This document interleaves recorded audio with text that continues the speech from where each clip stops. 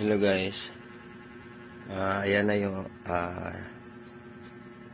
breaker kaninang magulo. Sinubukan kong mag-practice na maayos. Ayan na siya ngayon. Kayo na bala humusga kung ba'y marunong na mag-ayos ng circuit breaker. Ayan na siya ngayon.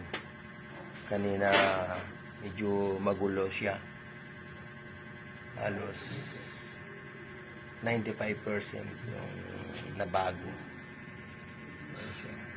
Yan na siya kadumi. Ayan na siya ngayon. Ayan, may support na.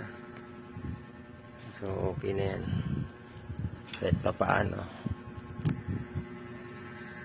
Hanggang dyan na lang yung ating live, guys. Sana